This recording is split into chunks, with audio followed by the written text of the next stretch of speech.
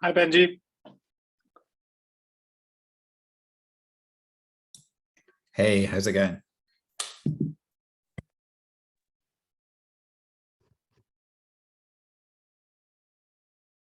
Hello, all. Yeah. Hello. It's going well. It just took me 30 seconds to turn my mic on, though.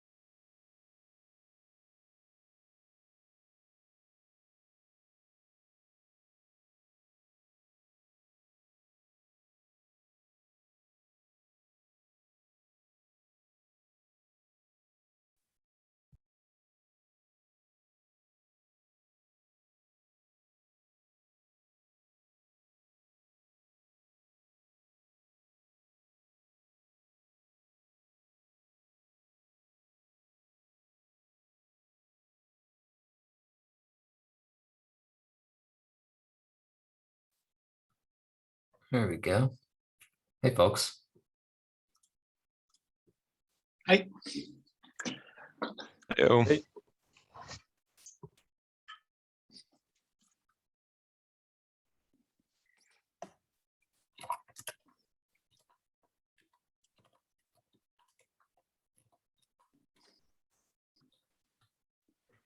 Give it a minute or two for folks to show up. You have any open agenda pull requests? Seems like we might have a few last I minute think ones. I merged most of them a minute ago. You did. I see. Uh-oh. I'm trying to remove an agenda item. It's already taken care of. All right, cool. That was the additional maintainers one. Yep. Hey. Get that one set up.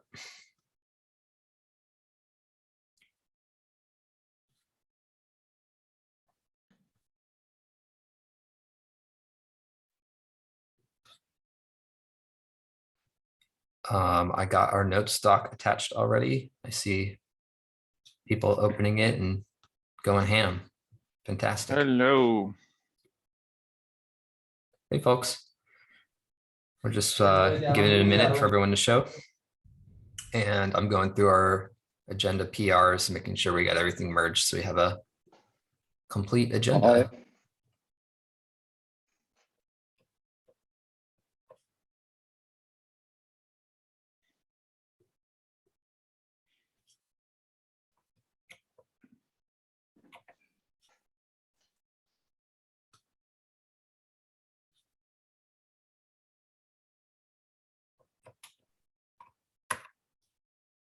All right, feel free to keep sending them as you've got them. But I think I got them all merged.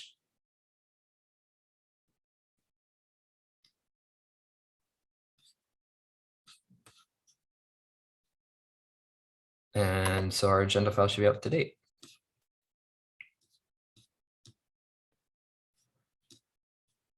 And looks like participant group is stabilizing too, which is great. All right, let's kick things off. Welcome everybody. Happy April. Back for another GraphQL working group meeting. Of course, by all joining here, we agree to the spec membership agreement, participation guidelines, contribution guide, code of conduct. Links to all of those fantastically written documents in the agenda file as per usual. And then as we usually do, let's just do a quick round of names to faces. You can use the order as it appears in the agenda markdown file. I'll start. Hey, everyone. Lee here. Yeah, I'm Michael.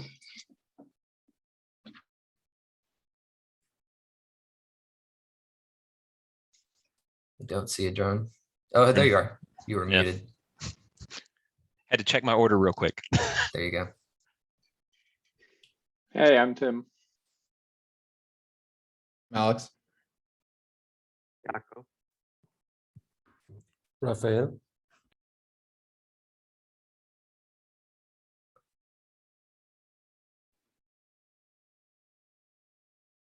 Lorraine, are you here? Oh yeah, I'm here. Hi, my name is Lauren. Welcome. I don't think I see Rob yet. Maybe he'll be a little bit late today. Sahaj, are you here? Hi. Hello. Yeah. Hi, I'm Sahaj. I'm from the guild.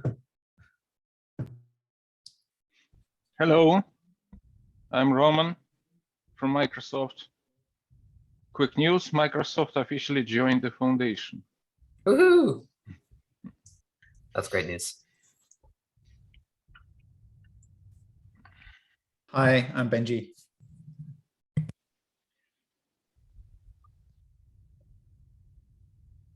Do we have Aloy here? Don't see Aloy. All right, I'm Jordan from Meta working on Relay. Matt. Hi, I'm One.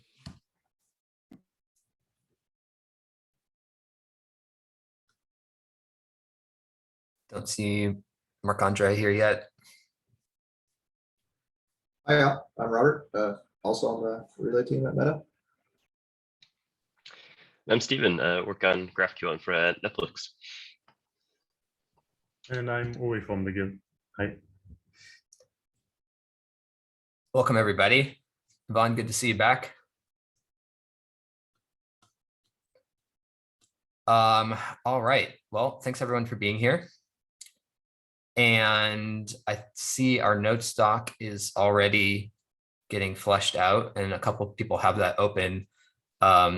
As always, huge thanks to Benji for being always the first volunteer to take notes, especially as Benji chimes in with discussion. Folks wouldn't mind, picking up the reins and helping make sure that we take high quality notes. Those have proven to be extremely useful. Let's take a quick look over our agenda. I want to spend a little bit talking about GraphQL Conf coming up pretty soon. We're going to take a look at the graphical 2 design proposal, which I got a little early peek at. Very cool. A proposal around unions and implementations of interfaces. And then we can spend a significant amount of time talking about defer and stream, which based on this note, sounds like we're reaching the finish line, which is super exciting. Anything that's not on this agenda that folks want to talk about today? What finish line you mentioned? I just see a note from the defer and stream saying these are potentially the 2 final discussion items before advancing the proposal. You mean for the first stream? Okay. Yeah. Very exciting. Let's take a quick look at action items. I don't know that we had that many action items last meeting, so there might not be much here, but always good to take a quick scan through these. Did we actually end up having any action items last time? I can't remember. I don't think I see any filed. Doesn't necessarily mean we didn't have any. Yeah, I've not checked the notes to see if there was any. Sorry, I haven't had time this month. Yeah, no sweat. Okay, well, I don't see anything tagged to be closed. Nor do I see anything that has been updated. So that's okay. We can follow up with those after the meeting. All right. First one's from me. If you were not yet aware, we're going to be hosting a GraphQL conf. That's going to be actually organized and hosted by the GraphQL Foundation. Because this is the first time that we're doing something like this, we are piggybacking on OpenJS. So the OpenJS Foundation is running OpenJS Conf and have graciously provided us, I think it's a 90-person attendance room. So not a huge space. Obviously, we expect the vast majority of people who are going to tune in to do so virtually. But especially for this set of crew, folks who are proactively working on GraphQL, it's kind of the theme that I want to have for this conference is what's the machinery that makes the GraphQL engine tick? And I think there's some interesting things to look at that from the foundation point of view, and a ton of interesting things to look at that from the point of the working group. So I wanted to make sure that everyone was aware this was happening, and that over the next couple of weeks, we're going to take talk suggestions. And I think Brian and I have reached out to a handful of you guys with ideas, but I just wanted to make sure that you guys all knew that this was a thing, and wanted to encourage you to submit talks. The preference would be to hopefully be able to meet in person. I know that's not going to be viable for everyone, so we're definitely going to also entertain talks that are going to be also delivered remotely. But I think it'll be nice to have sort of an intimate group available in person around the conf. But anyway, wanted to flag that up, and then if anyone had any questions or thoughts, could take a minute to answer those.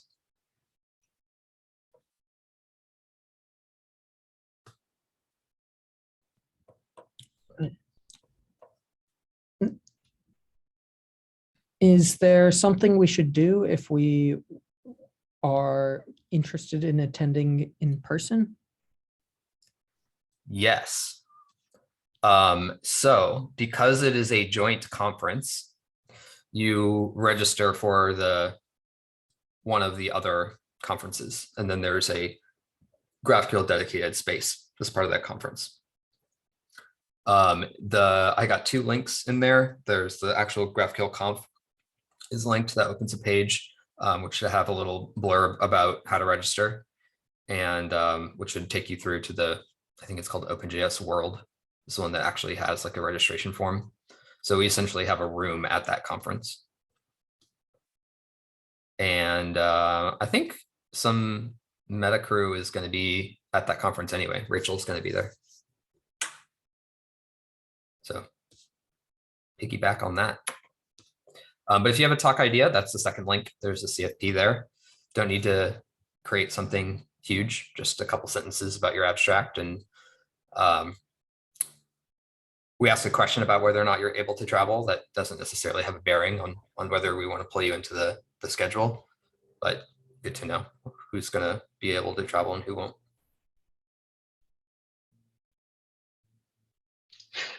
When we register for JSConf or CDConf, is there a way to like designate that we're planning to attend the GraphQL conf, so we'll have an idea of like how many folks are going to be trying to be in the 90-person room? That is a really good question. I do not know if there is any way to indicate that. I will ask Brian, because Brian is also helping OpenJS put this together. We'll find out. I'll get back to you.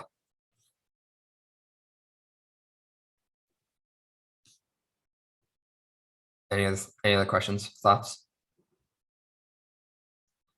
Anyone have ideas for what they want to see at a conference like that?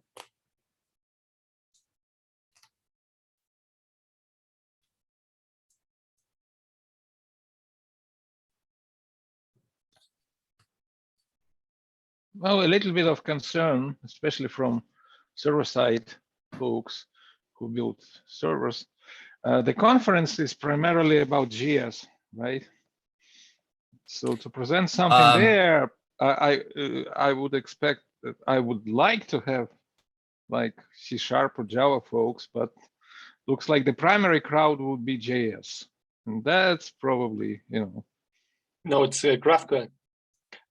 I don't know if you were at other GraphQL conferences. It's very GraphQL specific, so the implementation. I mean, at other GraphQL conferences, like in Berlin, there are talks about GraphQL Java or also other specific implementations, but most of them is more on a conceptual level. Yeah, I understand, but the primary conference that we're piggybacking on, what's the name, the title? OpenJS World. There's another one that's happening simultaneously called CDCon, which is the continuous CI/CD conference, which will be a lot more backend folks. I think it's one joint ticket, like people can bounce between the two. So there's sort of like one half of the whole space dedicated to the JavaScript community, one half dedicated to the CI/CD community, and then we're just kind of borrowing along. So the intent is not to have this be a front end only GraphQL conference. I it's just that understand, we're piggybacking. but the main conference. Okay, just a thought.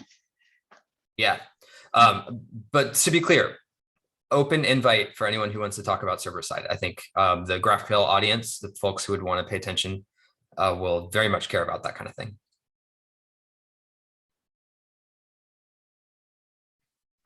Okay, maybe just let's create discussion or some item with the extra information as it will come up, and continue discussion there. Sounds great. As an idea, I think we had it once or twice. We had in-person working group at some conference. Maybe we can plan and try to do it this time. I think that would be awesome. We'll see who all is able to make it. If it's a too small of a subset, we'll make it an informal thing. So it'll be a social get together of the working group folks. If we have a reasonable order of magnitude, then we can do something that's like a live meeting in person. But either way, yeah, it'll be good for the folks who are able to come to have some FaceTime together.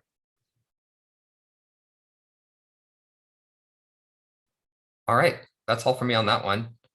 Tim, I'll hand it to you to tell us a little bit about what's coming in graphical. Don't we have the discussing adding maintainers to GraphQL.js from Alex? That one got pulled. If you reload, you should see. Okay. For context, that one got taken care of at the GraphQL.js working group meeting. There's more maintainers now. Hell yeah.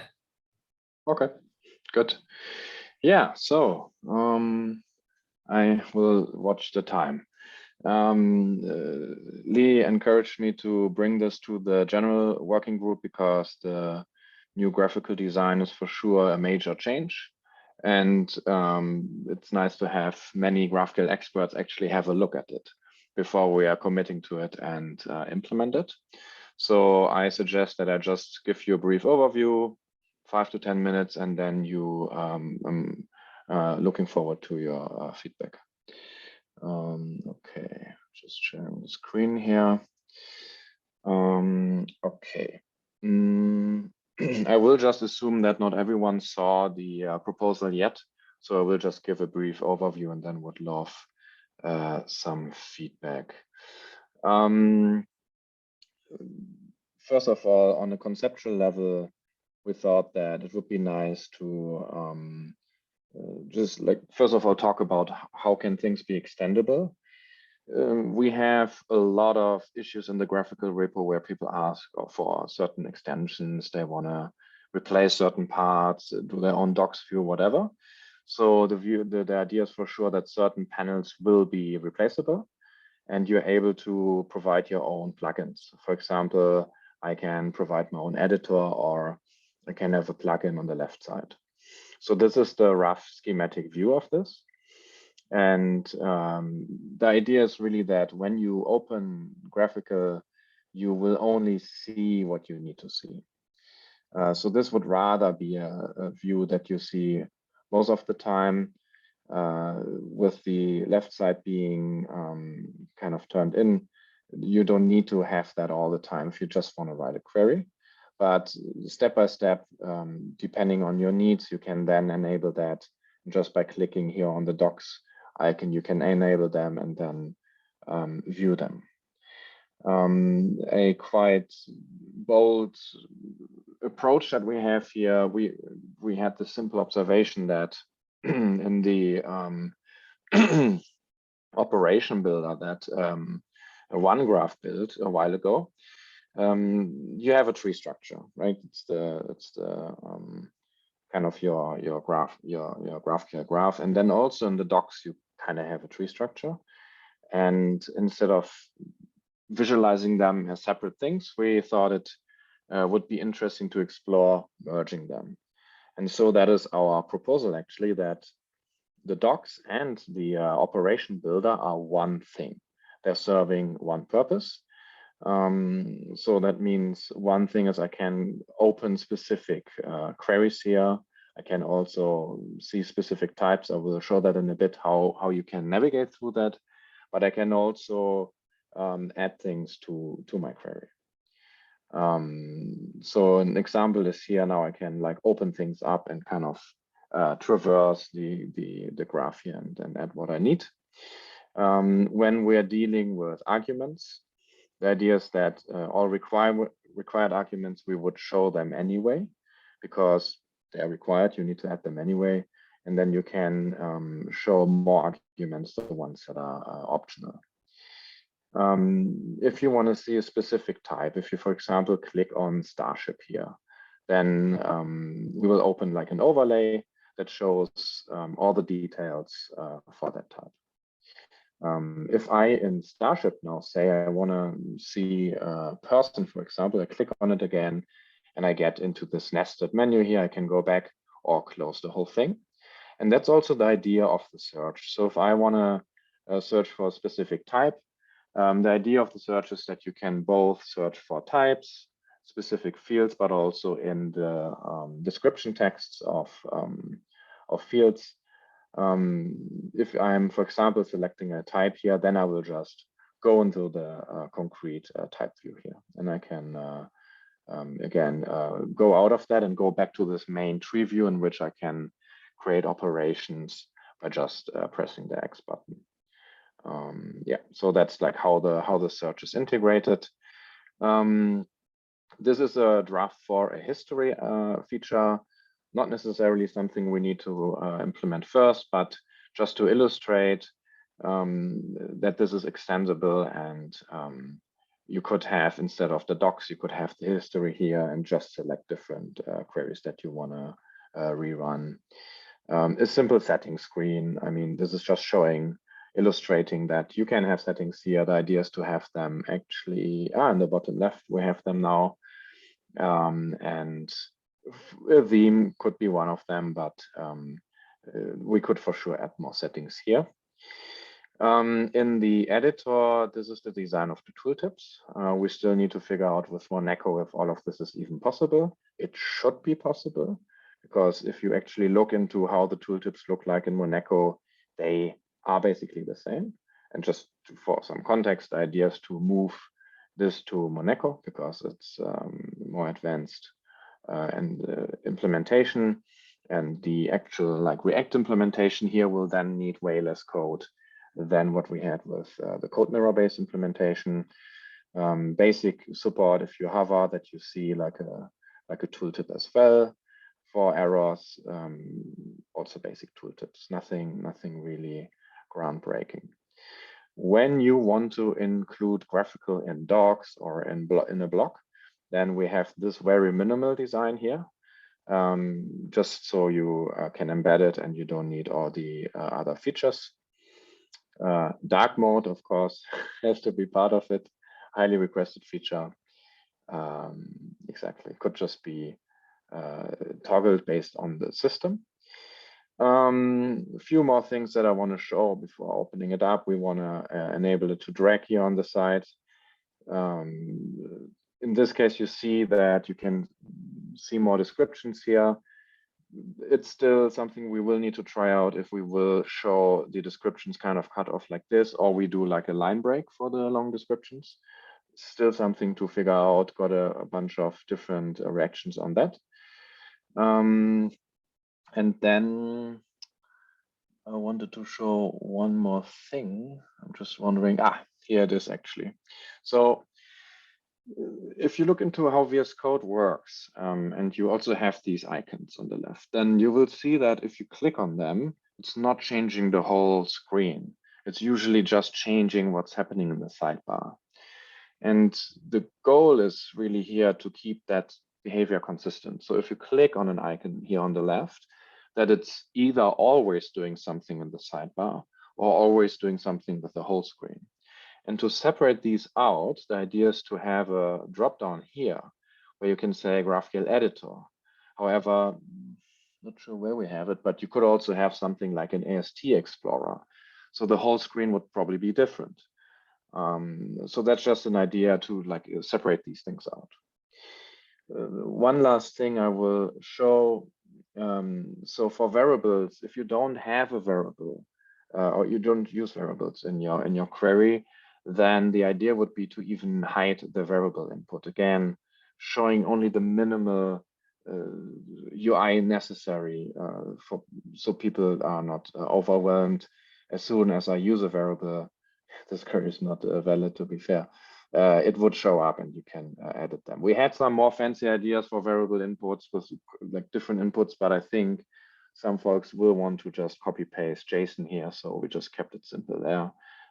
This is actually a more updated version of settings. Yep, I think that's it from my side. Just one last note regarding plugins. We can also imagine on the result pane having, for example, a network response plugin or built-in feature that shows you the details there. Yep, that's it.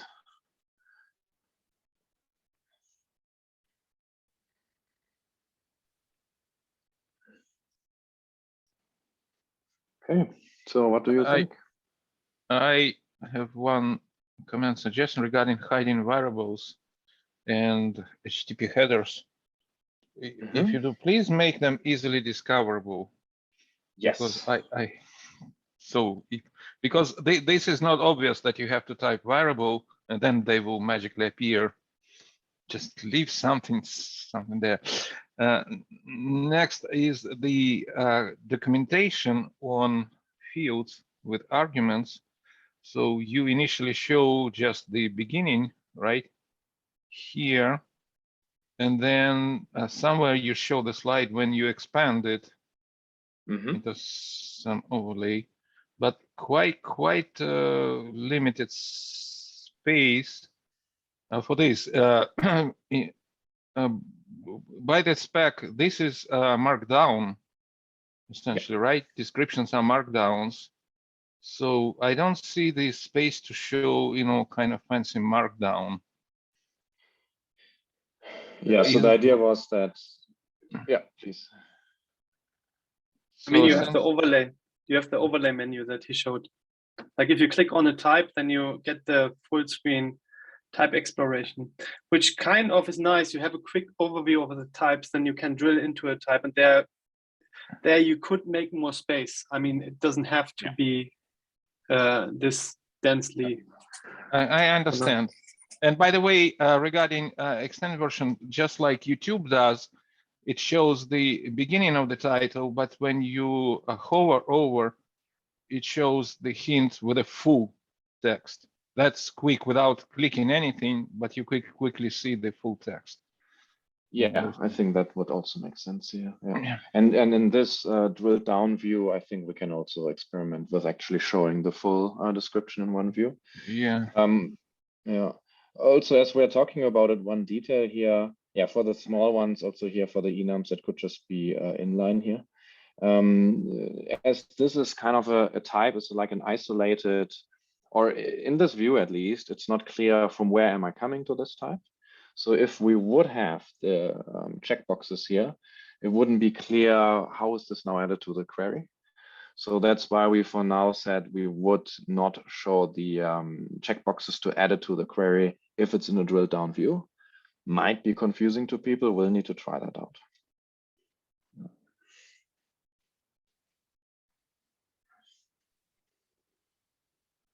Looks really This good. looks really great, Tim. This looks amazing. I love the documentation embedding. That looks brilliant.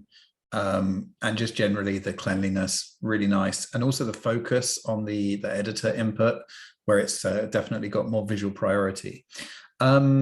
Roman mentioned the variables. I also have some concerns there. In particular, I think we as an ecosystem are moving towards trying to use static queries where possible. So it feels like we should be encouraging people to use variables. And I think a lot of people don't even realize variables are much of a thing when they start with graphical and GraphQL. So if we can make adding variables really easy, particularly in the Explorer view, you showed the argument there, but I don't see what happens when you actually interact with that required argument there. What would be amazing, I think, is if you interact with it and maybe even it inserts a variable placeholder and you can just enter the value for it rather than entering the value in line, perhaps might be an option. Yeah, it'd be really exactly cool our if you could, thinking here. if you could hover over a value in your query, and part of the hover over card is like a little action. It's like, make this a variable, and it just like replaces it with a variable name, and then inserts a variable at the top, and then makes that and then takes the value and sticks it down into the variables tab. You have like a one button push. It's a quick fix in VS Code. Should be easy to implement actually. Yeah. Quick fix, very nice. Yeah, so regarding the variables, if you look into the OneGraph Explorer, they even allow you to edit the values of the arguments in the left side. And we said that the sidebar gets a bit complex then. So the opinion here is that we would always go for variables if you select something here. And you can just edit them here, and that's it. And we wouldn't allow editing values on the left side. Could add that later, but it would make this view quite complex. So yeah, this ties perfectly into that idea to go for variables by default. So if I like collect my query or click it together on the left side, then we would by default add variables. So.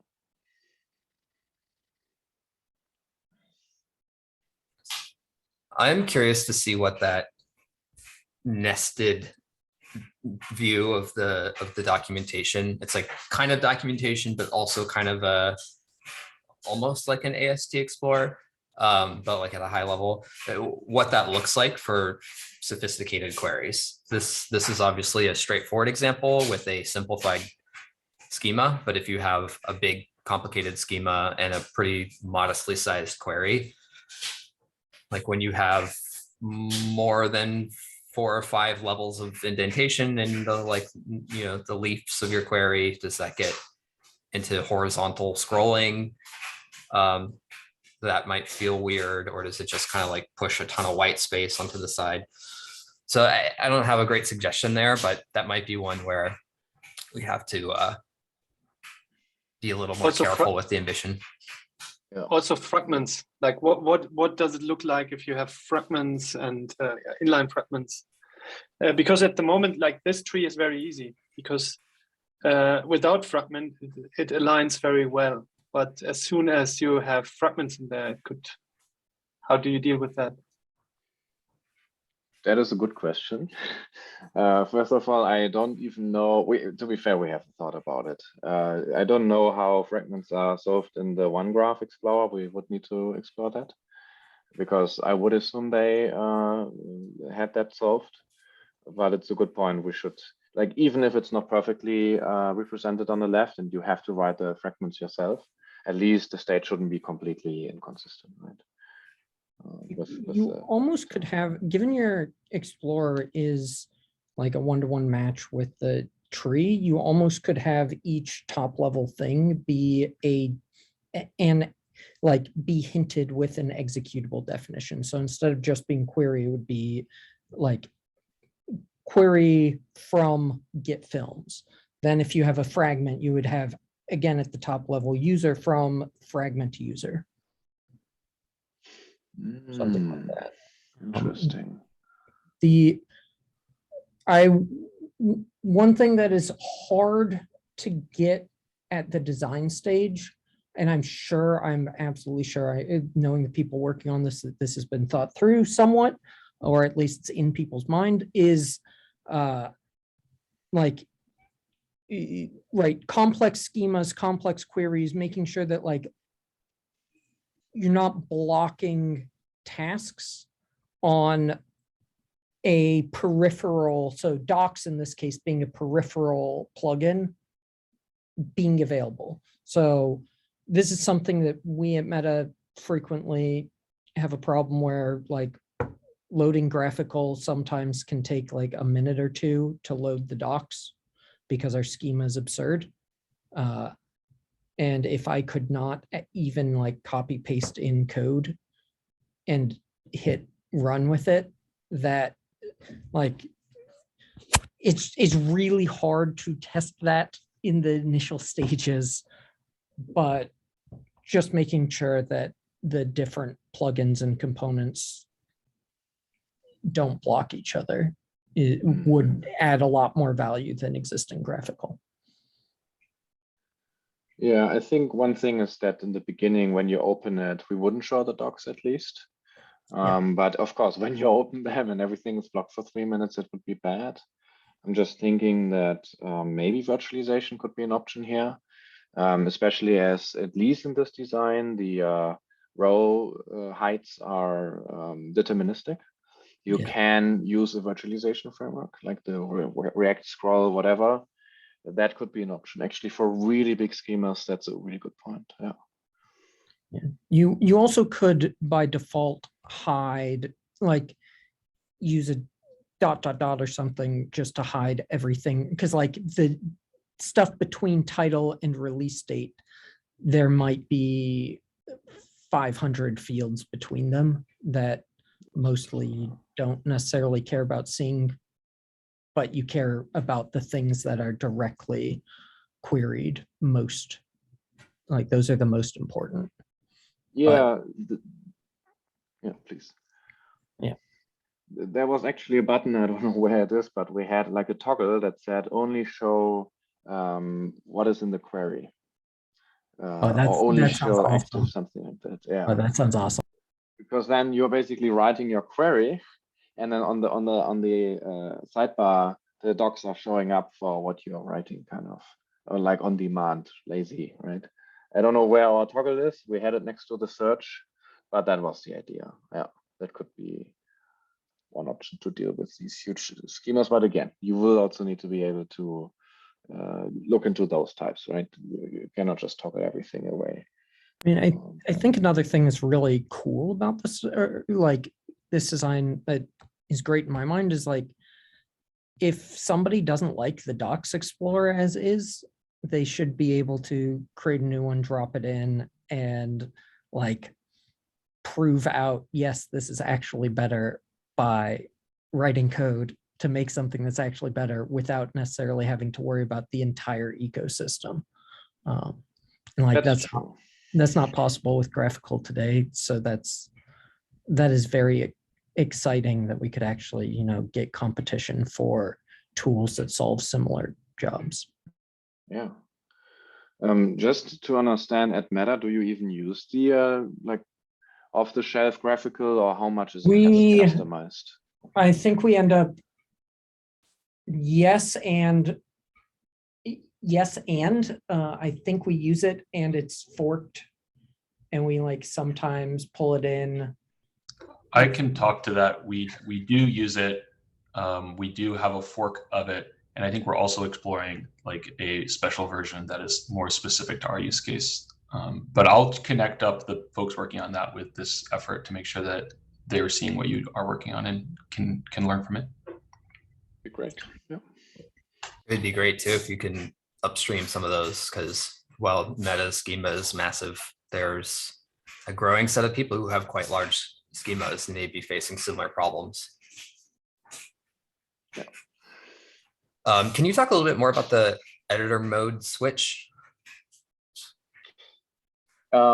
Yeah, so the idea is that if I want to replace this whole screen here, for example, AST Explorer, or some folks have asked for a full screen docs view, then I would do that basically here. That was the idea. I have a thought that maybe rather than having that hovering over the query text editor, maybe that's a useful way to swap out the left pane, where the default is the query response, but you could swap out, or sorry, the right pane.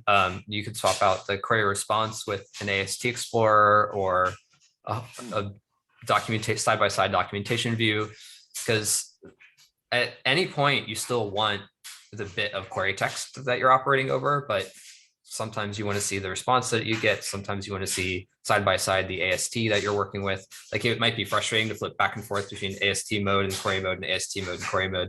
But if those were side-by-side, that would feel pretty useful. But if you're in AST Explorer mode, you probably don't care about the response that you get back, in which case that side would be useless. And then that means if you have those, say you have a single tab because you're only working on one thing, you might get away from eating all the vertical space of having to push that down and put a drop down there.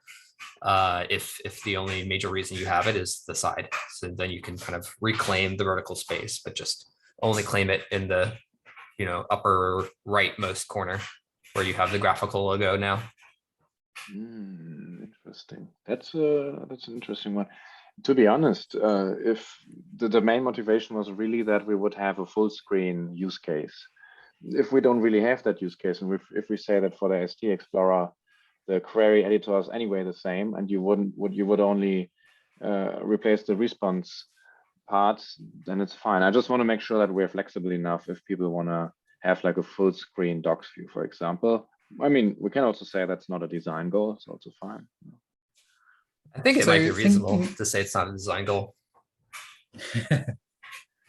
Thinking about this a little more, I think it would be nice if like the various different panels could be made full screen. Like I can imagine wanting to make the docs full screen.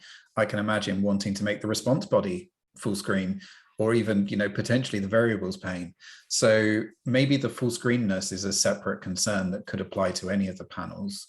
I certainly, on the right-hand side, like in PostgreSQL, for example, we give you the ability to like see what the SQL query that was generated is, or whatever they are, query plans, things like that. We'd like to be able to see those, and toggling between them on the right-hand side would be quite nice. So I quite like Lee's suggestion there. I think it could be very flexible and powerful. But those things, I would want to be able to see those while still keeping the query editor there, so that I could keep changing what my GraphQL query was. A quick question. So we know we have collapsible regions in response. Do we have collapsible regions like selection subsets in the query or fragments? Because if we're talking about big documents, that would be probably one of the things to help. And for example, if we have 500 fields, as in one subset, as Matt said, then maybe something like the easy way to make it collapsible is inline fragment spread, right? So, and then yeah, that is part of Monaco, I think. That is the big advantage. We actually don't have it in here, but you would have these little caret symbols, and then you can just collapse those parts. Yes, that would absolutely be part of it. Yeah. And another thing, maybe just an action when on the left on this tree, if there is some action available for types, create fragment on type. That's an interesting one. Yeah, yeah, can think about it. Yeah. And then, for example, clicking on, I don't know, on the field which returns type, also something like this, create selection subset, so we don't have type. Select all. That kind of accelerators. Sure. So you mean kind of like a drop-down menu that gives you a few options besides just directly adding it to the query? Yeah. Yeah. Yeah, we need to be careful with that. Shouldn't be too complicated, but I definitely see we need to cover the fragment use case somehow. We need to. Yeah. What about a library of fragments? If you have multiple tabs with different queries, probably, and people might want to keep them, move from one query to another. But then that's probably too much. Plug in. No, but I mean, some people asked almost going the way towards like a how's it called, Postman, that you can like have all your stuff in there. But for now, I don't think that's a goal of GraphQL. I mean, reusable fragments, why not? Okay. For later, why not? Yeah. In terms of us trying to throw some spanners in the works, one thing to keep in mind is that you can repeat the same field multiple times with aliases. So make sure that that's something that you test against in the sidebar. Thank you. That's a good one. Yeah, we will need some kitchen sink examples here to try it out. Yeah. I'll repeat some feedback that I gave Tim when we did a preview of this earlier, which is this looks like a huge change from the GraphQL of today, which is very exciting. And probably the right way for us all to think about this is like a North Star vision. This is where this will end up. But rather than like leaping directly to the state, we should kind of move GraphQL from where it is today in the direction of this. So you can imagine a phase that just gets the Monaco pieces all the way to where we need them to be, then getting the visual style in place, then rearranging some things a bit into this form, and then starting to add the right plugin structures. Because I imagine some of these just individual pieces could be a humongous amount of work, like just this docs sidebar piece. We've already prodded at the complexities and what will make that a challenge. But I think even just getting the broad strokes of this in place is going to be a pretty dramatic improvement to the tool that we have today.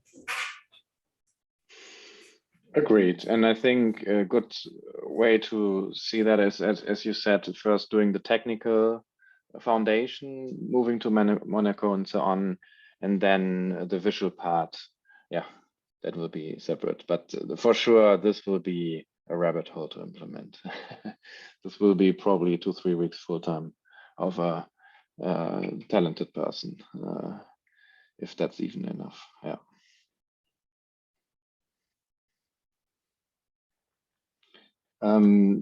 We have the GraphQL working group next week, and I want to then coordinate the work so we are able to put someone on it like 2 weeks full time. And there have been many people interested in helping out, and so yeah, next week we can just coordinate the work. I know that Ricky worked more on the fundamental stuff on React side in the last days as well. So yeah, all of that is also progressing. Is there a link somewhere online to how to join the GraphQL working group? because I don't think it's quite as documented as this one, but I could be wrong. So the graphical working group didn't really exist for a while, and I just started these documents here, but you should be able to just go in here and Perfect. Pretty much the same structure. Okay. Yeah, a little bit of a sidebar. At some point, we should just kind of rethink how we think about these, like rather than being a constellation of working groups. These are really just kind of subcommittees of this working group. I think it's the right way to think about it. And if that's the case, then we should have better sort of link outs from our main working group saying, hey, here's all our subcommittees, here's where to learn about them and sign up for their subcommittee meetings. But thank you, Tim, for getting some organization in place on those. That's super helpful. Yep. I think we're and already also much over time. Yeah, no problem. I mean, that's very exciting work, and I think you're hearing a lot of enthusiasm from this group too. We're nitpicking the design, but it's looking really fantastic. Is there do you have a discussion open, or like if folks think about feedback later, is there a place where they should put that? Yeah, so there is a GitHub discussion. Yeah, if you just go into the discussions tab of graphical to design, I posted it there, including the Figma files and even a grain video where Julian, the designer, and I went through the design and explained all the interactions, how they should look like. And yeah, feel free to jump in there. And you know, I believe that there will still be many edge cases that we will need to figure out, and that's why we will need to tightly work with Julian, who had all these ideas. And he's, by the way, the person who designed GraphQL Playground. So he's also very excited to do the new thing now. Yeah.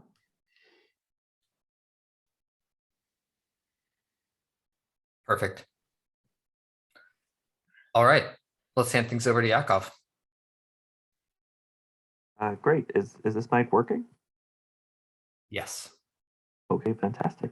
I'm going to try to share my screen, if that's okay, just to take through the example.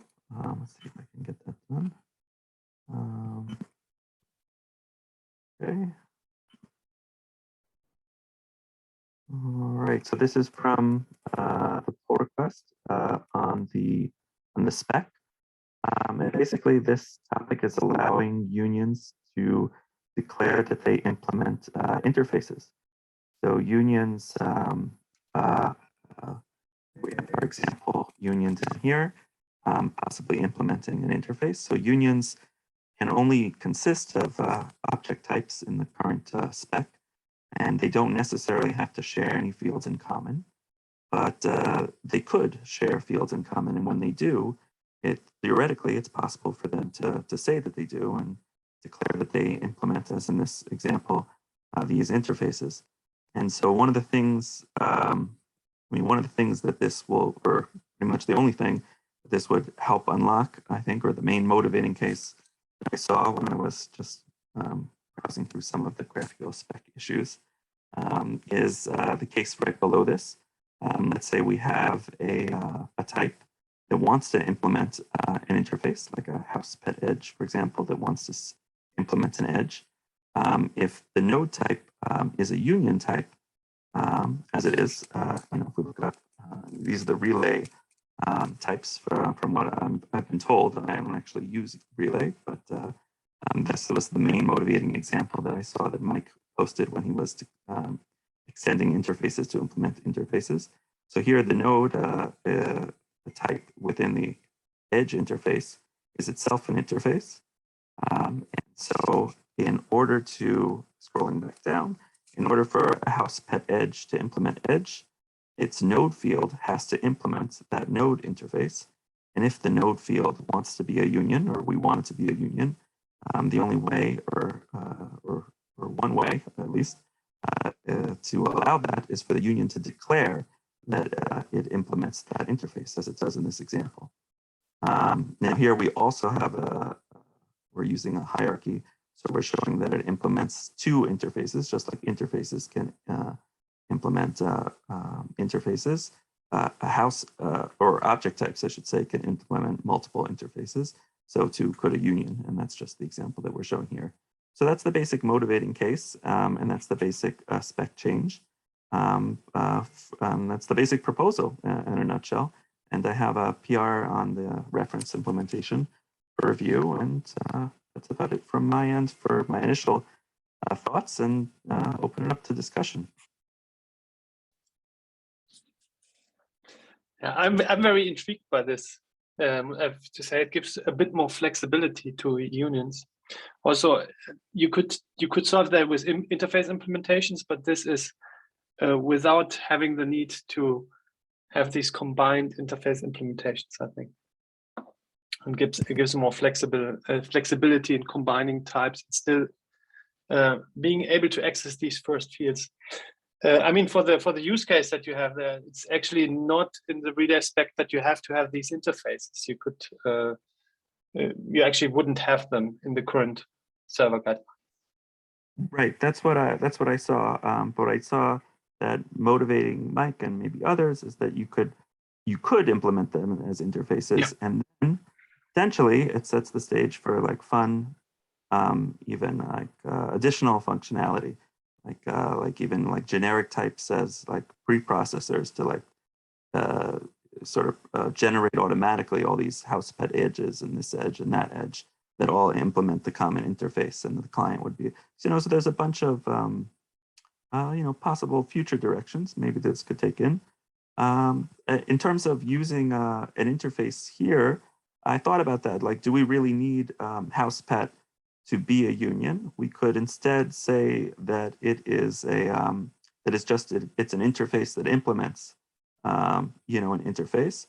But what we get when we say it's a union is that now it's limited specifically to these particular types, and that may or may not be what the designer of the schema wants to say. That here in order to add something, it has to be, in order to add something to this possible edge or this possible field, it has to be in these pre-specified types.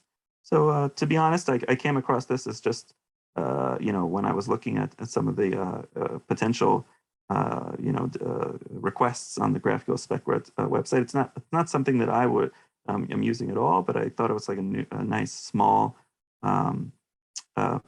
sort of initial spec change to get my feet wet a little bit in that direction.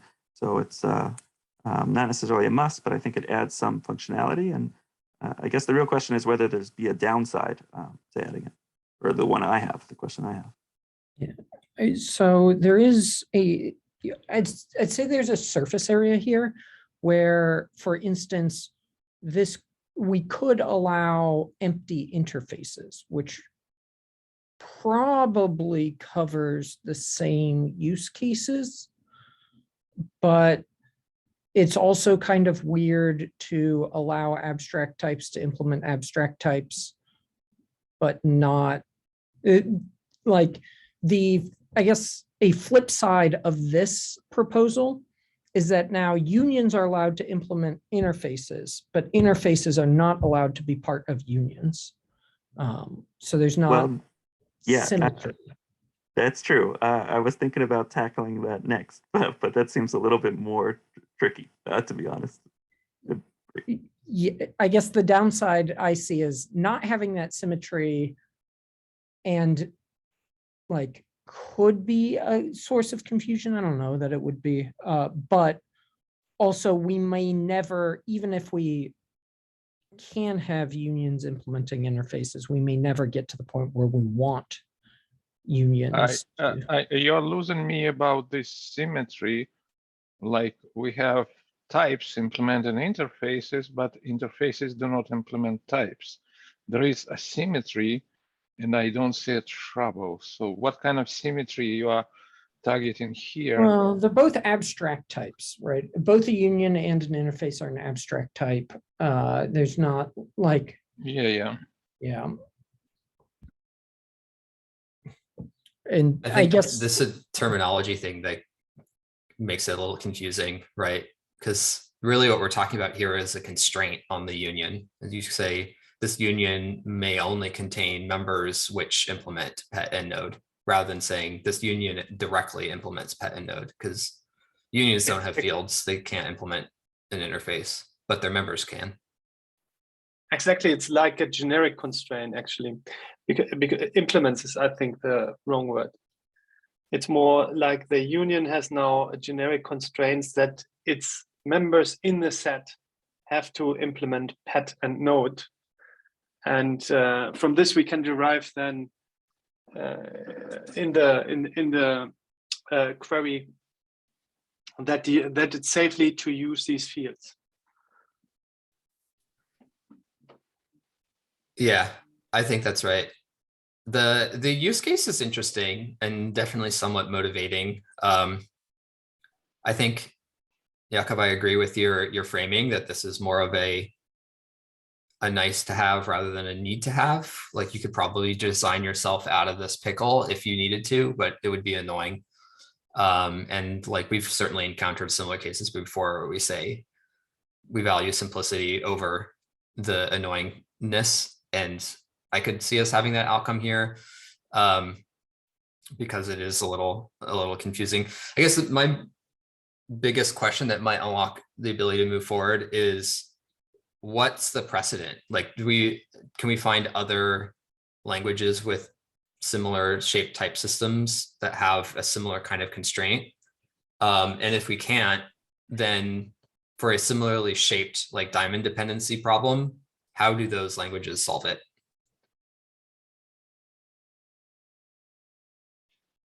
I think comparing to languages, which are mostly programming languages, it's not exactly the way to go here, because programming languages have their own needs. We are special. I don't see any problem with the, at least from the server side. First of all, it's extra validation, and I see the expressiveness benefit that we want to explicitly, because right now, without implements pet and node, as for the valid or legal list of fields, it's just the field must be at least on one of the object, on one of the types. And probably in some cases, I guess, and I just don't see anything wrong with it, we want to enforce that these fields in this interface are required to whoever object is there. So I think it's, I guess it might be beneficial in many cases. So union establishes that there is some certain fields that are required on all of them. From server-side implementation, I don't see any problems. It's just extra validation step, right? I'd still like to get a pulse on how other type systems handle this. I agree, GraphQL and programming languages have different constraints and needs, and obviously GraphQL is not Turing complete in the same way that a programming language is. But I think type systems tend to have a humongous amount of overlap in the sense that they describe data and how that data may vary and how that data can be used. And there's, in the past, we found quite a lot of design guidance by looking at other type systems. And I know Swift, Kotlin, TypeScript, Haskell, like they all have similar kind of constructs around union types or either type classes or interfaces. So that there's a similar kind of abstract type. So I'm curious, like if others have the same kind of diamond dependency, this like house pet edge, house pet framing, that in GraphQL's type system, we make that not valid. How do other languages handle that diamond dependency that we could learn from? Just so you know, like, are we doing it the same way that others are doing it? Are we doing it in a unique way? If we're doing it in a unique way, that might be fine. If we can kind of make a case for why. I think, sorry, let me get back. So I think one thing that another type language might do is, and as you said, it's kind of a constraint. I mean, we can really leave out implements pet and node and we could introspect and know that housepet interfaces those interfaces. So each of the member types of housepet implements those interfaces because it says just a few lines above. But the reason why I put it this way as a constraint, I'm trying to find the link to it, but it was basically suggested, I think, in the previous, here it is, 518. It was suggested that that should be the case. All the way at the bottom of this, I think this is the prior art on this. I should have mentioned to begin with. I think basically the reason why it was suggested, I don't think a member has actually defined it in that issue, but you can check in this, issue 518, is that it was suggested that if we don't specifically declare that they implement those interfaces, then we could be, somebody could rely on it, meaning when they're writing a query, they could, at the initial time that housepet is created, that it consists only of cat and dog are both known to implement pet and node, but an additional type could be added to the union type later, a new housepet that for some reason doesn't implement pet and node, and that could break queries. And so the benefit of adding this as a constraint and would be in that sense that it tells the schema writers that that this is expected, will be used as it may be relied on to consistently implement those interfaces. And if you want, for instance, a union of cat, dog, and bird, let's say bird doesn't implement pet for whatever reason, then you have to create your own union, because this union is going to be used in queries where that's relied on. But could this be that this actually was created before interfaces existed? Because if you wanted this constraint, you could also have like a house pet interface that actually implements pet and node.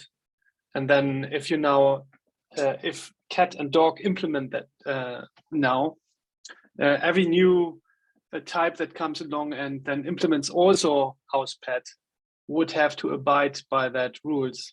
I don't know when this originated, but could it be that they put it in there because interfaces implements interfaces was not existing at that point in time? I think that's definitely true. It definitely preceded Mike's work on that. And here, what I think, and I thought about whether you might still need that, and I think you or someone else mentioned like empty interfaces also. But here, what you get to say is that you get to constrain housepet to specific types, so that someone using a housepet edge knows that they're only getting either cats or dogs. And so that can't, it's constrained not by the interfaces that they satisfy, but by known types.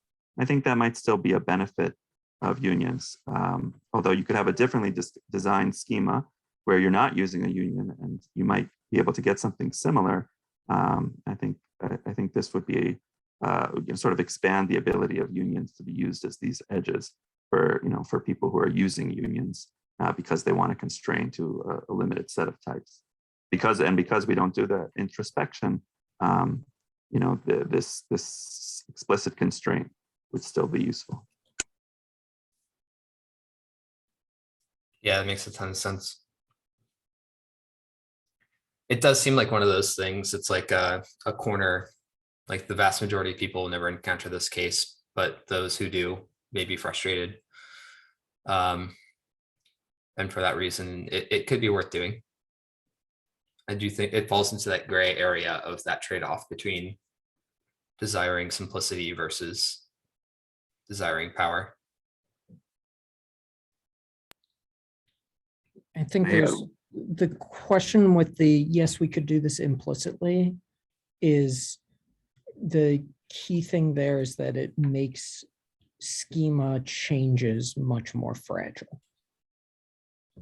Whereas this lets us have much stricter validation of what changes are happening with the schema. Like, it would be weird for a change to like a change to pet, like, or adding alligator to house pet to break house pet edge because house pet no longer implements node.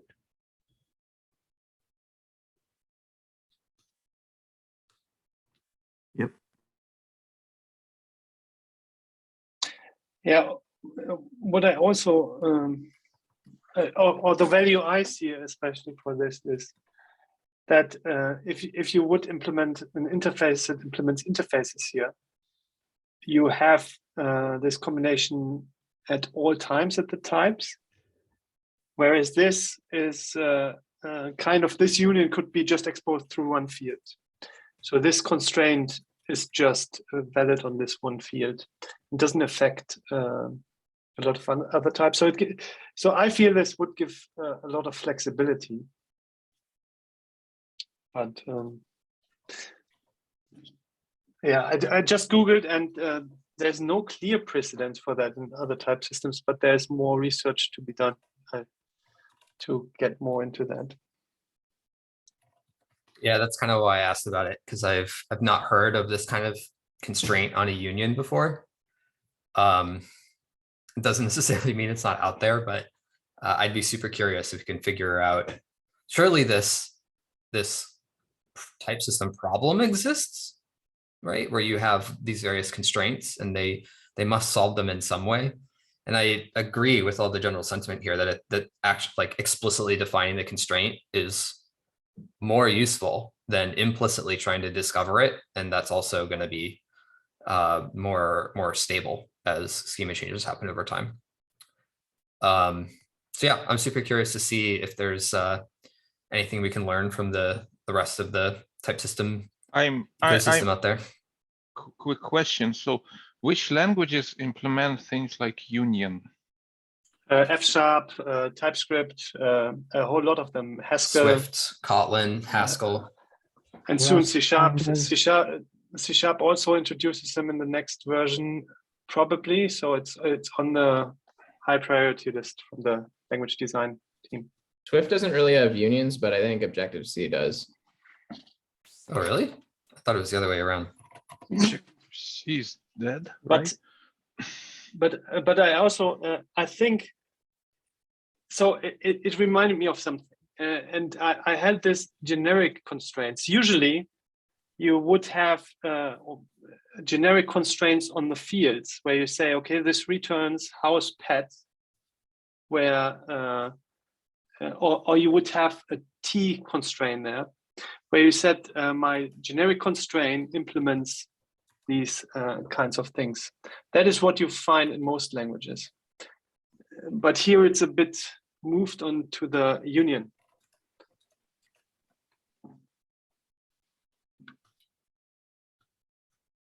I have a question about execution behavior. I review current spec proposal on GraphQL.js. Yeah, I don't see execution changes in executor.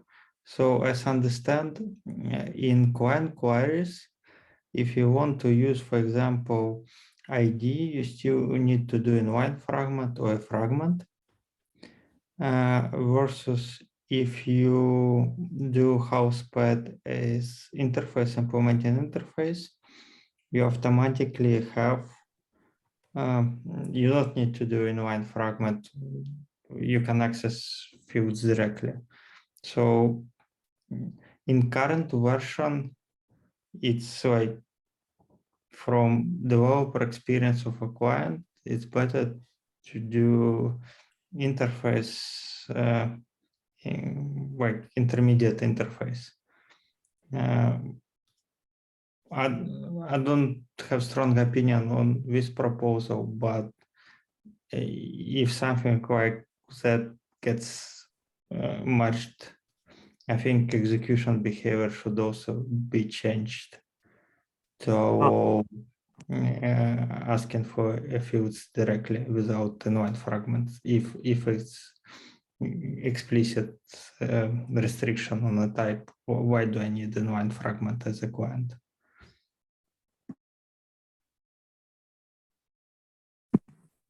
I think I follow, and I think I agree with you. Meaning house pet is constrained to implement pet and node, and so we should have a test case and execute and probably you should be able to use house pet as to select fields just like you can use pet and node. I think I left that out once I sort of realized, without quite realizing it, that we're talking about just a constraint over here, and so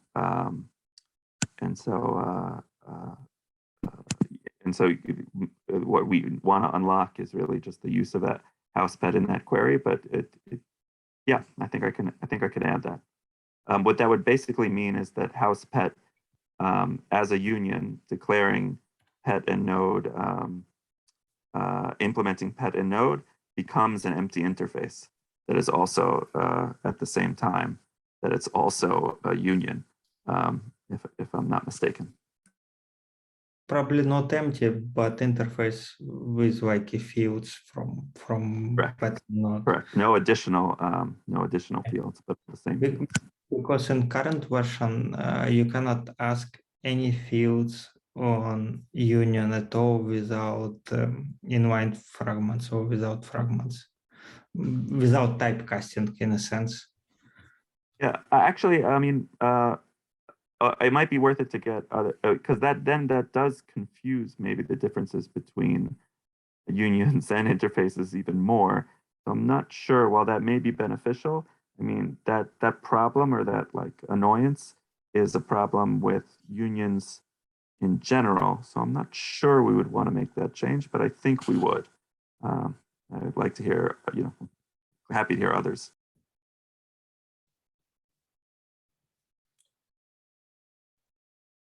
Yeah, we should also do a scan. Like this is going to have some cascading effects across introspection. And that means it'll probably have those same cascading effects across GraphQL.js. A good example is there's a lot of assumptions right now that the only place that you can get interfaces is from types that are either objects or now also interfaces. And that would extend that to be objects, interfaces, and unions, right? That'll change how introspection works. Yeah, I think the introspection changes are already in the PR, okay. Unless some additional ones I missed. But I didn't. That change that Ivan makes is pointing out that you should be able to, in theory, select fields on house pet and not just on cat pet and node. That I didn't make, and I'm not sure whether we would want it, but I would tend to think we would, like Ivan. But it seems like you would. If you know a priori based on the type design that this union will always contain things that are pets and nodes, and you say, I just want to query the ID field, and you can't, that would be strange. And I thought that was the intent, so I didn't expect this not to be possible. Okay. If there's consensus, for sure. I mean, what I was hoping is to unlock this field behavior, but then if we can make our queries better using that new type, I like it.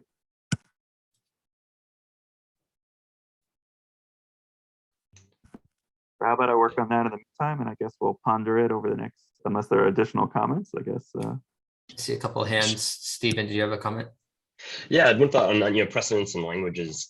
I guess, I mean, like algebraic, like a full algebraic type system would support this in the sense that this is combining the union and intersection type in the same in the same type, and so TypeScript, I mean, I think would allow this then in that sense, and that it's one of the most fully featured algebraic type systems, and so that it's an example we can look at. I don't know how often that's used in practice there, but because there's plenty of it's Turing complete type system basically. So and then another thought is to the usefulness of this is that in some ways in GraphQL we implicitly already have this concept in that like when you want to spread on node, say in a union, we have a validation that you can only do that spread if at least like if that union yeah, if node is actually an interface that is in this union, and so there's kind of this implicitness that's happening there that, you know, this could help make more explicit, which you know, which would be nice. Yeah, that seems great. I like that point. Okay, so I think the next actions are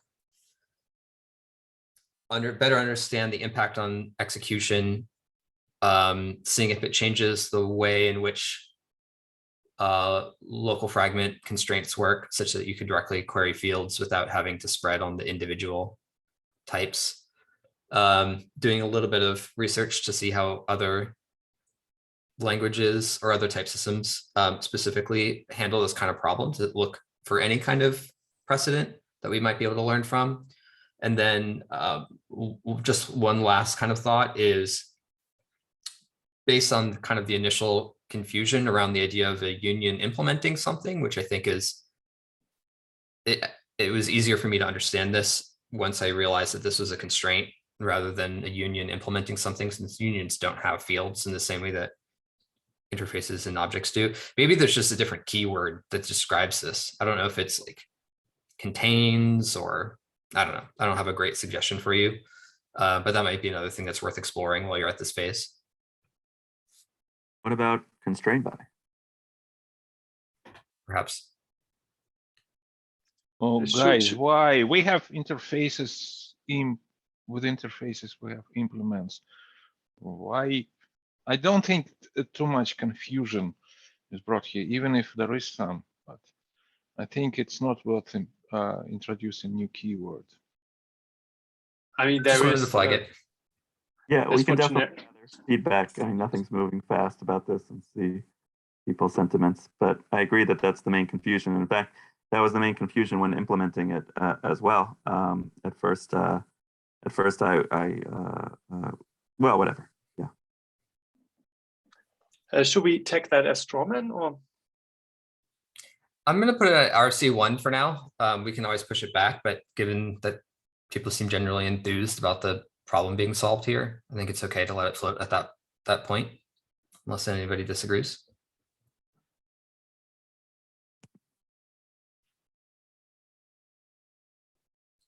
All right. Thanks for the presentation, Yakov. Great work. Sure, it was fun. All right, Rob, the floor is yours for defer and stream.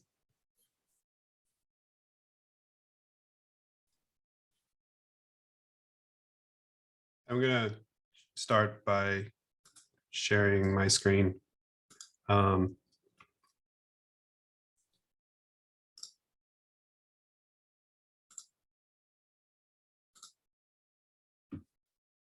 So we talked about this issue a couple times over the past few months about the shape of the stream payload. And it originally came up to address the issue of how to handle nulls bubbling up inside of a stream payload. Refresher, you can't go back in time and null something out that's already been sent. So we had decided that it should bubble up to the boundary of the payload and there's cases of both where it's the field is an error or the field was null and it needed to bubble up higher. And could that be distinguished? For defer payloads, since they defers only on fragments, defer payloads are the data is always an object. So the distinction there is relatively straightforward. If the fields inside are null, it's because they were null. If it bubbled upwards, that object's not going to be there. The whole data is going to be null. For stream, it was a little trickier because the original proposal, the data was the actual object. It was suggested wrapping that data in an array. That gives us a relatively clean way to do this now, where if the actual list element is null, you would have an array with a null inside of it. If that should have bubbled up higher, then you would not have the array at all. You would have null. I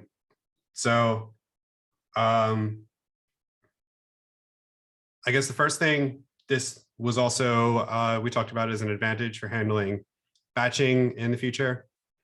So the first thing I want to say is that I don't want to include batching in this proposal. So that could be something that could be added later on. And so I would like to move forward with data being an array with the list element inside of it. And the spec is going to say that it's only ever going to be one piece of data inside of it. So we'd like to get consensus on that. Additionally, we had talked about moving the number of the element out of this path and into its own property. And this, I'm kind of a little bit less clear on the benefits of it. I could see we had talked about sending things out of order. As a reminder, we had already agreed that the spec now that stream payloads have to come in order. So what I guess where I'm leaning right now is that we move forward with data being wrapped in array and continue with the same path format. So kind of want to get everyone's thoughts on that.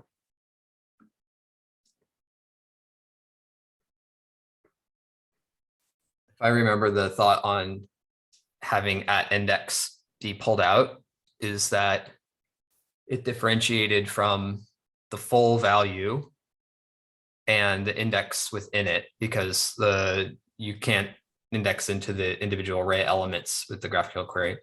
And it gave you a fairly easy way to tell the difference between a stream into a payload that's describing a stream into a list versus one that is a deferred chunk or something. You have this field that you can look at and pretty clearly understand that. But it does seem like it's a minor shift of the data around. Yeah, I think we already would have that with the array wrapping around data. That's pretty uniquely saying that it's a stream payload. And additionally, that is the reason why we have the label field. So if you do need to identify exactly where it came from, that's another option. Rob, with a streamed situation, do you get an empty, if you have like the first 0, for example, do you still get an empty array in that original payload? You do. Yeah, that too, then potentially. I have a question. So I'm imagining, for example, the stream of stock quotes, right? And essentially the server can reuse the same stream for many clients. Then this index and number, it kind of doesn't make sense, right? Or it has to keep track of from which point every client started it. No, that is a single client here. It's about the stream directive. So it's essentially a post request that the client does. I understand, but from the point of view of the server implementation, there would be many cases when the stream is essentially shared, the origin of the stream, like stock quotes. And what I see here is a lot of headache for the server. Instead of just sending out this update of the quotes, also keep track of this index for each client, which is essentially, is it that useful for the client? What I'm saying is that the downside of keeping this index for the server, and I'm not sure it's useful for the client. Another thing you mentioned from the beginning, you want to have in this at least release, you want to avoid the batching, right? But I see batching. I want to avoid releasing batching in this release, just to make sure. Yeah, but I think batching is inevitably coming simply for efficiency. It should be, and if it's inevitable, then I think it's worth addressing potential implementation troubles or whatever now rather than later, discovering them. So, and things like this, like indexing, because it effectively prevents reusing these streams on the server. I really don't see it this way, because I mean you have a local state in your execution engine anyway. Execution engine on the server. Yeah, I have an implementation up at GraphQL Executor. Just a fork of my fork for GraphQL, and it currently has different behavior when batching is requested. And right now it only, parallel streaming is requested. And right now it'll only send this at index field when possibly parallels or out of order streaming is enabled. And it just leaves it as is currently. And, building on that, meaning the client is going to have to specify whether they want batching or out of order / parallel streaming. And if they're using the default, what would be the default now and what would be released with this individual version, it would only be sequential. And so we could say that we're going to stick with, what, the index as the last field in the path, just in that case. And, if we enable batching later, we can always add the additional field. But moreover, I do think Roman's suggestion is very, very interesting that, seeing as it's guaranteed to be sequential, I'm not sure why we necessarily need to include the index, because it should always go in order, especially now that we've solved the null problem. Is there any case that some kind of data integrity issue, something could cause one of these payloads to get dropped or accidentally show up out of order when it shouldn't be, such that this ends up being like a parity check? It depends on what is the order. I'm more imagining you are requesting, the client requests to kind of start seeing some stream which is internal. The stream doesn't start when it is requested by the client, like stock quotes, they go on. And the client says, oops, I want to see it. Give me the stream. So in this sense, the index is almost meaningless. Well, stock quotes would be like a subscription type example. I mean, in this case, you're asking to stream the top first 10,000 most popular songs of the 90s. I mean, that's a lot of data, so you maybe want to stream it. And so then there is a particular order to each, song in terms of the hierarchy. And I guess I do see Lee's point about data integrity, although I guess that could be handled different ways. It's always nice to have a sanity check within GraphQL. But I would definitely support putting it back in the path field.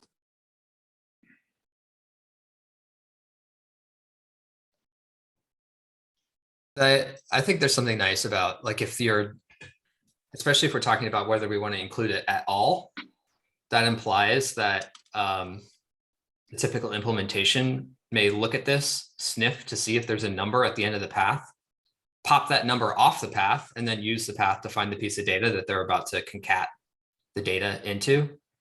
And if that's the case, then let's save them the trouble and not include the number in the path. And I'm remembering now that was part of the rationale for pulling it out, was we were thinking about what the actual stream receiver's implementation might look like and trying to figure out how you would do this in a straightforward way for them. I do still find the parity check thing compelling, if you end up in something where you're like, things show up on the client out of order and you're not sure what's going on, the first thing you would look at is, well, did our payloads make sense? Were they applying themselves at the appropriate index?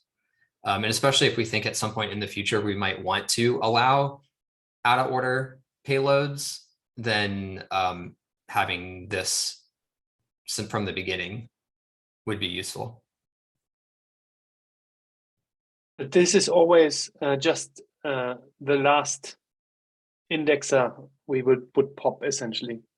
Because if we have a more complex path where you have a list, you're in a list and stream an inner list, then you would need indexes, right? You have like if it's a person's, then first item, films, and then exactly, yeah. Yeah, just this number, there will be numbers in the path, even for non-stream payloads, for streams inside of streams, etc. Yeah. A defer that's nested somewhere inside a list item is going to have this number in the path array, if not as the last one, but. And it could be the last one for defer, even if it's a top level defer under a list item. Yeah. I mean, if we all agree that it's always an append, at least at this stage, then we can remove the number at the end. So I'm always in favor of including more data rather than less, because our assumption now that that's a non-useful piece of information may come back to bite us as this feature evolves. Yeah. And if these things feel equivalent to us, and actually, I think, Michael, you make a good point about how if there was a nested stream, the parent one's index would very clearly appear in the path, because that's the only way in which you'd be able to get to the value that you're writing into. Then maybe it is weird for along the path is the numbers in there, but at the end of the path it's not. And so yeah, maybe it does make sense to just keep that as one holistic path array.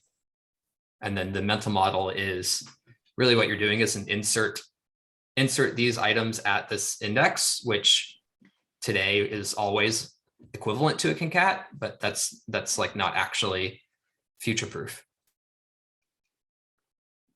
Can I suggest something?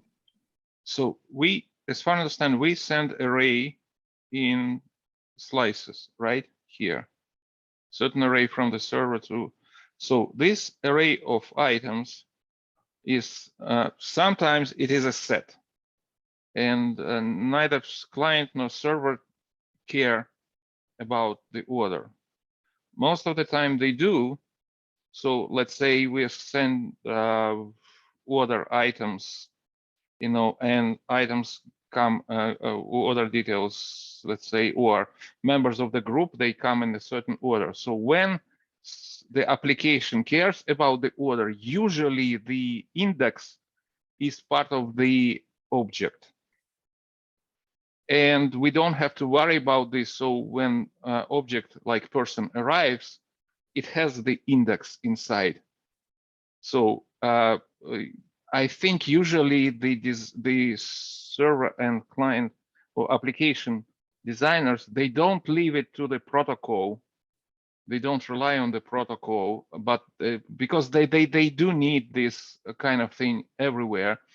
So this index is already there explicit. So it's not such a big I think it should not be such a big concern for us here. At least from the implementer on the server side, that's my view. If order is important, then it is inside the object.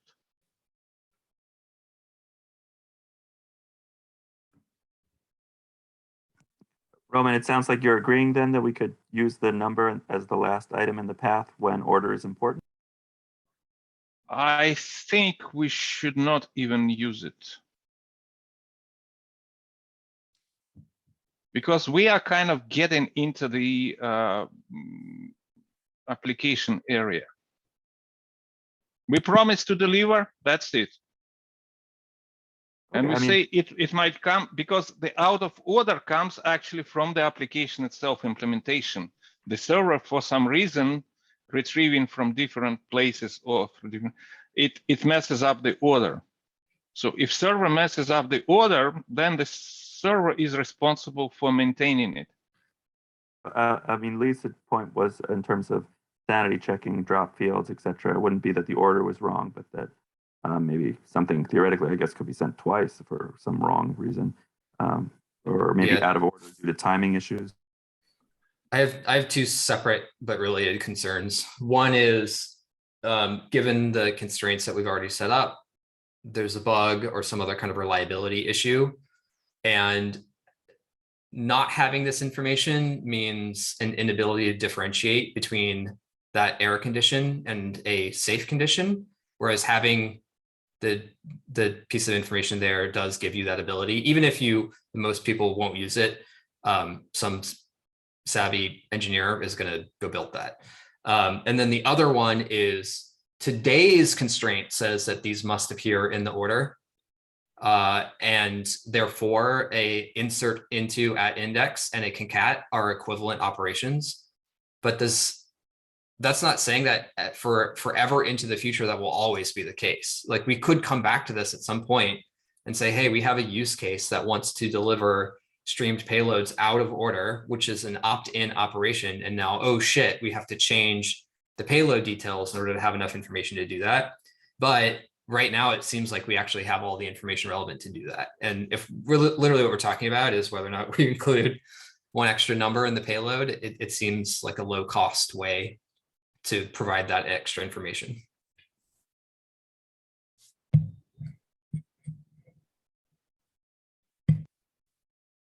Ivan raised hand. Yeah.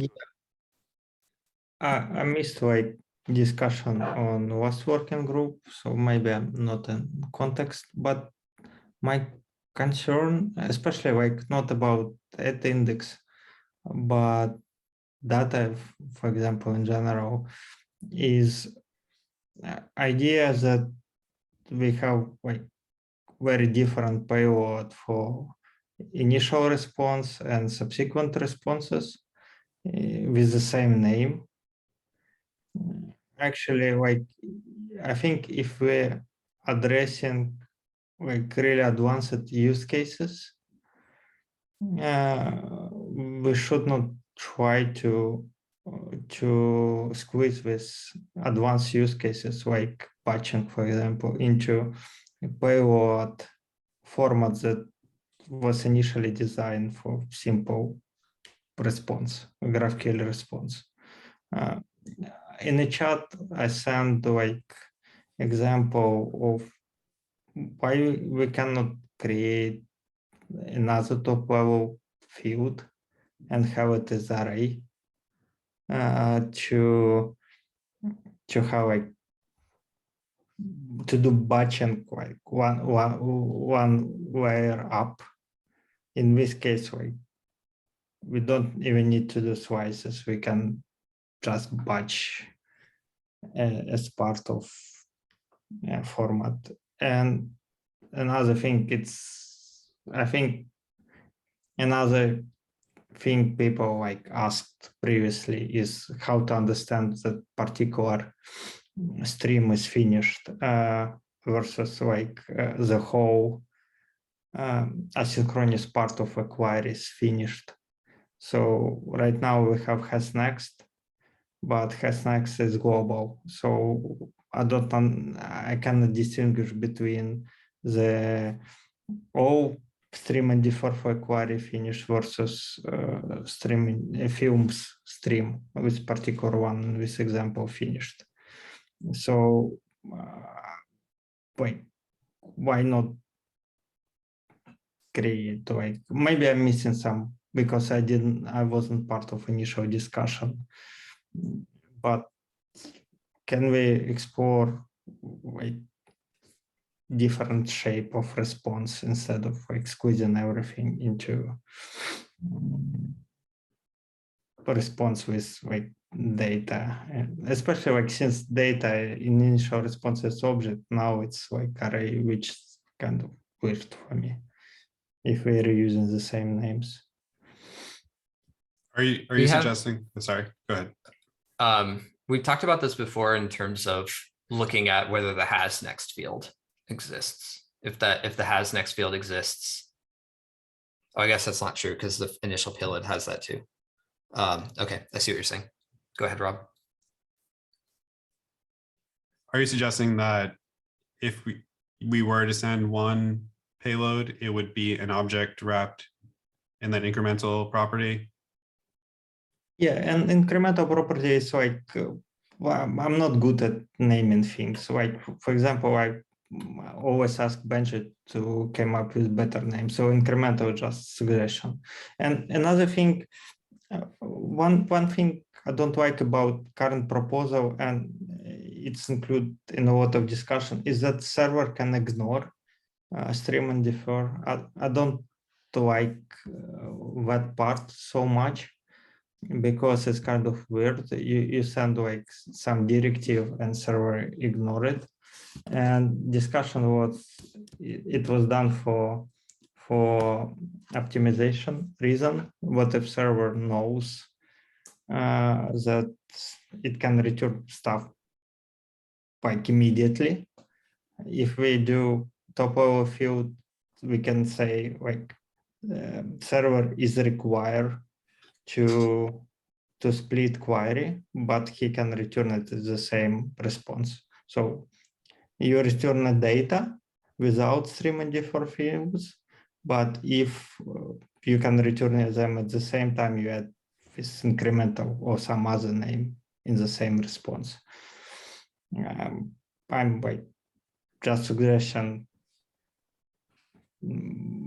like batching on, not batching inside like particular payload, how suggested in this proposal, but batching on number of payloads under incremental field. Yeah, actually, I think we were going to talk about that next, where we talked a little bit last month about how the Facebook GraphQL server, they have a way of batching by returning multiple payloads in an array.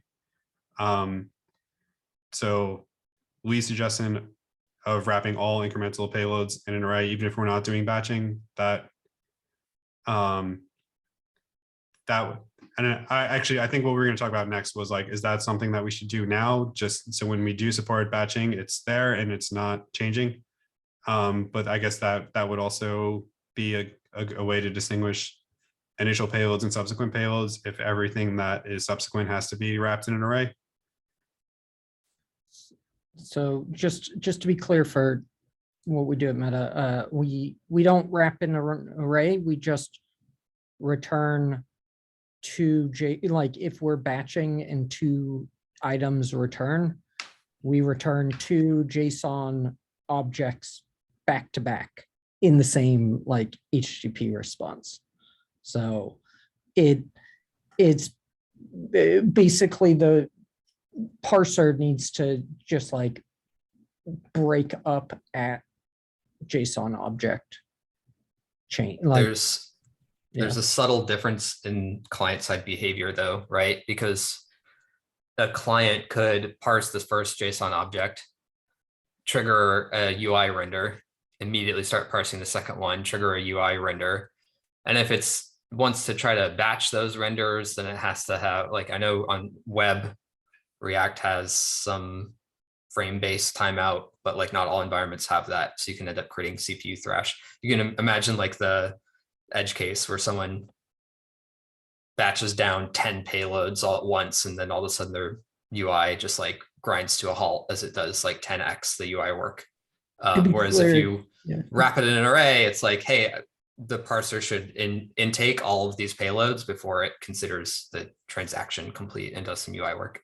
Yeah, to be clear, I'm not arguing that that's necessarily the correct way to do it. I'm just saying this is how we do it. It is possible to do it this way. That is like the simplest way. And even in graphical, like our responses end up like syntax highlighting fails because you have like multiple JSON objects at the top level, which isn't valid.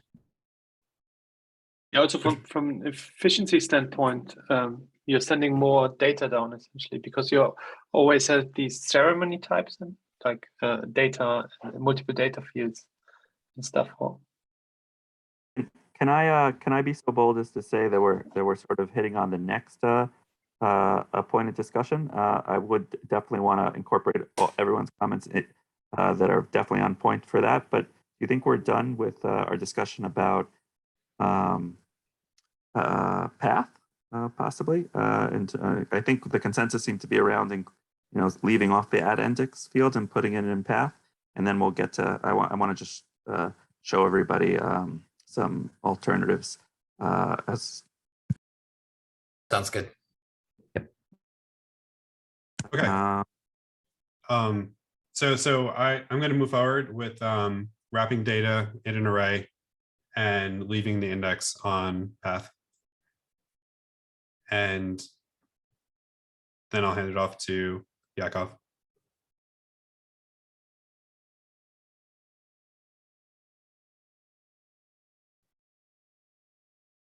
Or did Benji want to? Did you want to add something?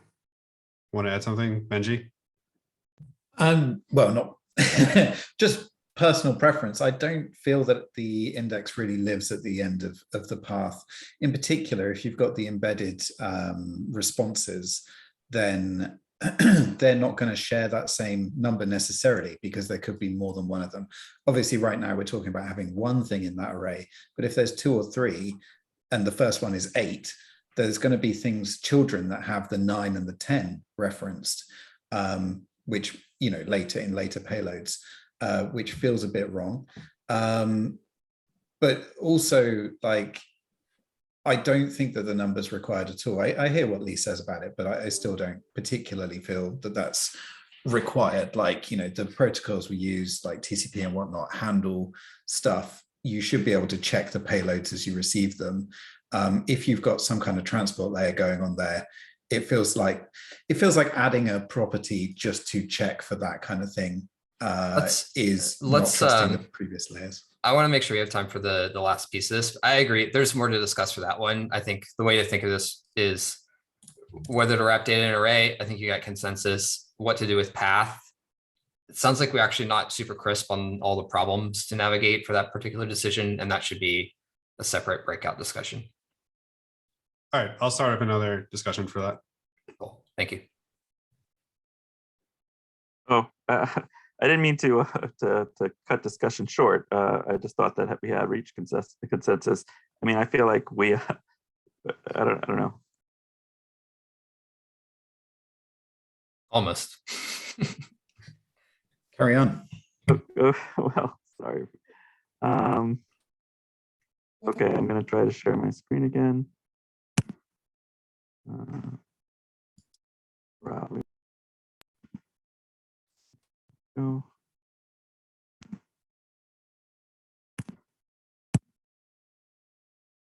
Okay, so this was a discussion about paving the way to optimize batch streaming in the future.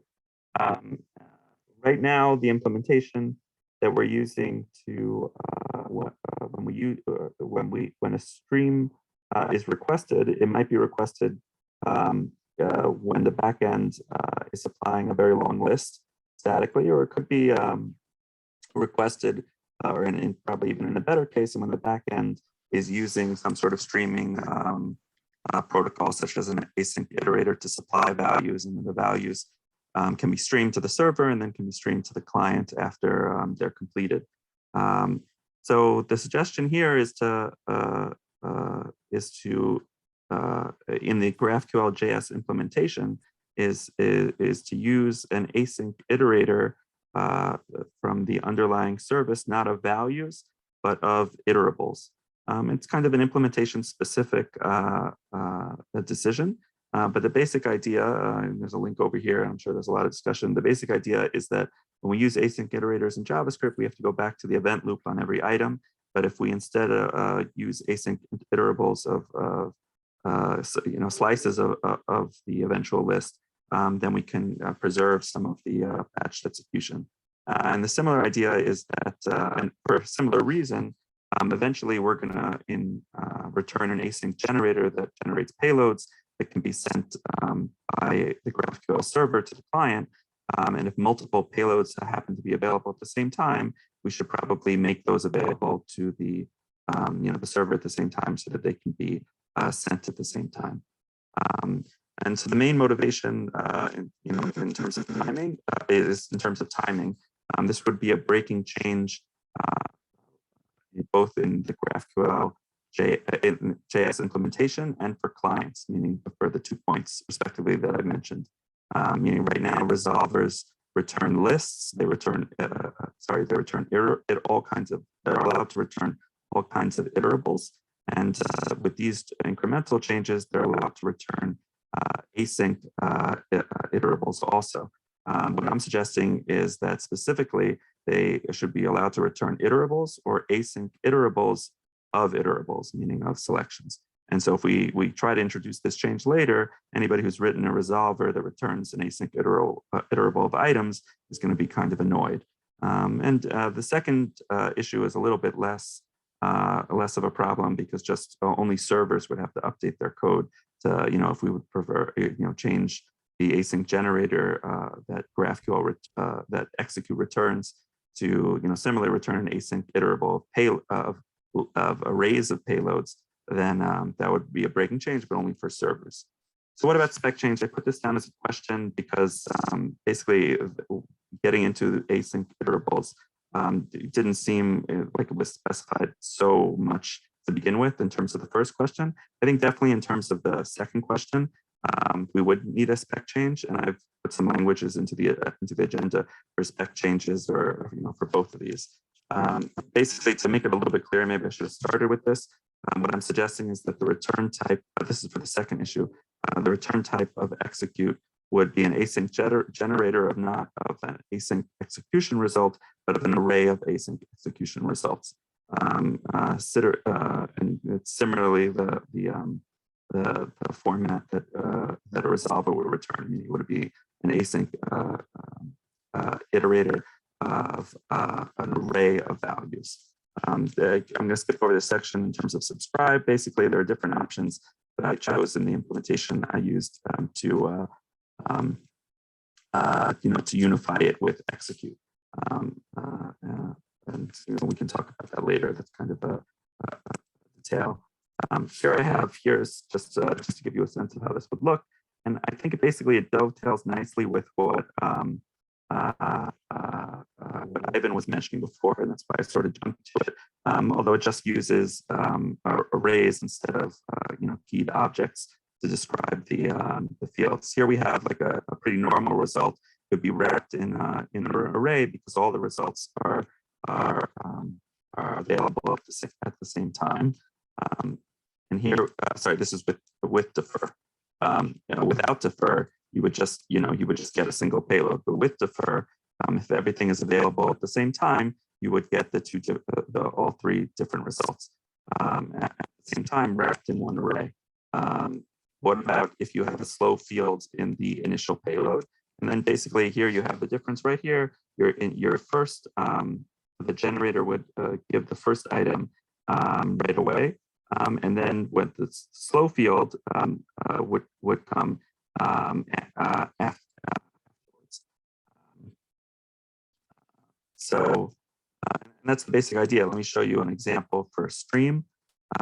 This is example for stream and default of initial champ one. It's all, if we're streaming from a list, it can all be sent at the same time. You can ignore the stuff over here about chunks greater than one. This is because it's from my fork that currently allows batched and streaming. But this is the main additional case that we have over here, which is the for stream, where let's say you have a slow initial item. Again, you'll have the separate list of payloads. And basically, to sort of agree with everybody, this type of batching is to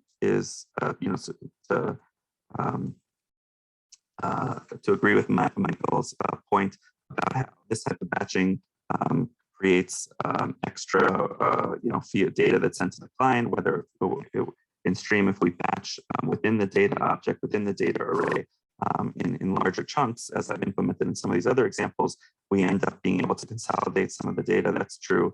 I think basically we should support both types of batching. I agree with Rob that I don't think we need to support it as the first thing that gets out of the gate. But I do think also to agree with Roman, I think that it eventually will be coming. And so I just think we should be prepared for that eventuality.